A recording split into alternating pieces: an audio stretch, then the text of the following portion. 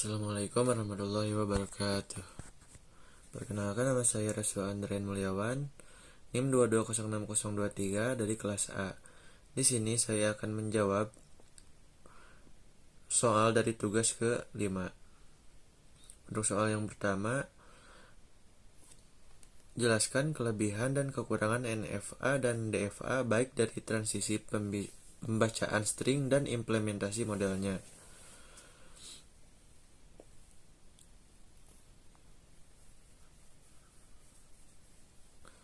Baik, untuk yang pertama yaitu NFA terlebih dahulu.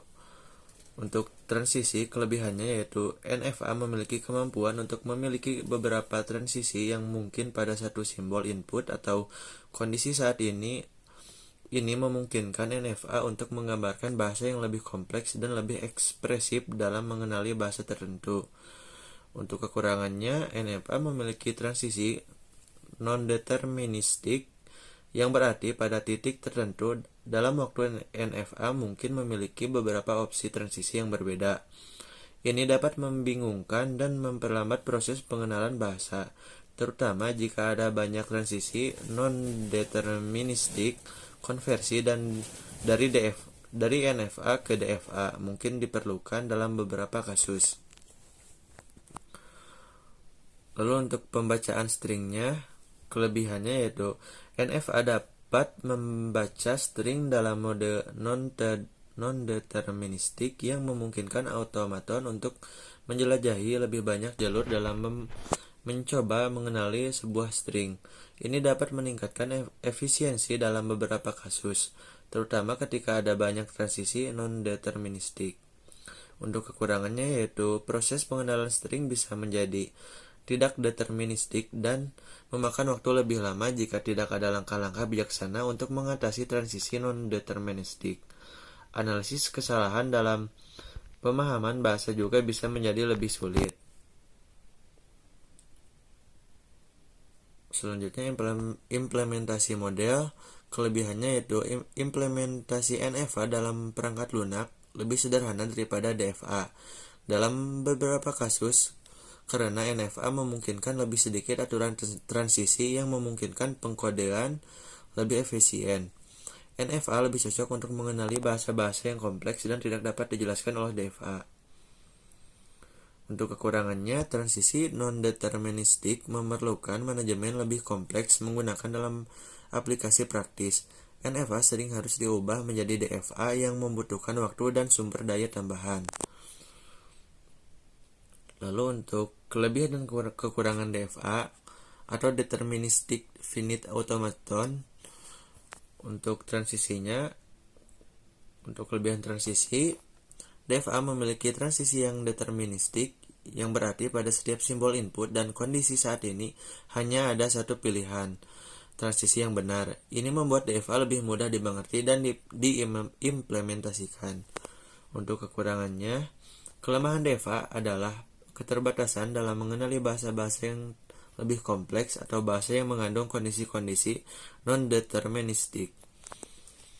Untuk pembacaan string, kelebihannya, proses pembacaan string pada DFA adalah deterministik dan jelas yang membuat lebih mudah dipahami dan dianalisis. Dan untuk kekurangannya, DFA tidak bisa mengenali bahasa yang memerlukan kondisi non-deterministik. Hal ini membuatnya kurang ekspresif dibandingkan dengan NFA dalam beberapa kasus. Selanjutnya, untuk implementasi model, kelebihannya, implementasi DFA dalam perangkat lunak lebih sederhana dan lebih efisien daripada NFA karena sifat deterministiknya. DFA sering digunakan dalam analisis sintak, pemrosesan teks, dan kompilasi. Lalu untuk kekurangannya, DFA tidak cocok untuk mengenali bahasa-bahasa yang sangat kompleks yang memerlukan kondisi non-deterministik. Dalam kasus seperti itu, NFA atau konstruksi tambahan mungkin diperlukan. Selanjutnya, untuk soal yang kedua yaitu jelaskan pembuatan NFA untuk suatu bahasa reguler. Kemudian buatkan DFA yang ekuivalen serta pembacaan string minimal 3 buah. Di sini diketahui dulu NFA-nya. Untuk state awal, jika bernilai 1 atau kosong, maka akan kembali lagi ke state awal yaitu H. Dan jika bernilai 1, maka bisa lanjut ke state berikutnya yaitu I. Lalu untuk state I, jika bernilai kosong, maka akan berlanjut ke state J. Jika bernilai 1, maka proses tidak akan berjalan.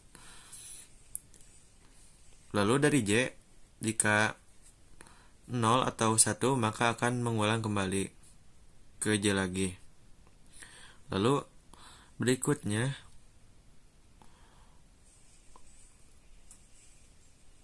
kita membuat double transisi NFA seperti pada gambar berikut. Sudah membuat double transisi NFA, selanjutnya tentukan kemungkinan state yang ada di DFA.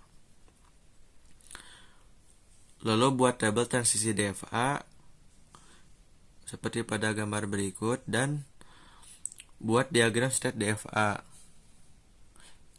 Ini merupakan langkah akhir dari pembuatan NFA ke DFA. Terima kasih, mohon maaf bila ada kesalahan. Wassalamualaikum warahmatullahi wabarakatuh.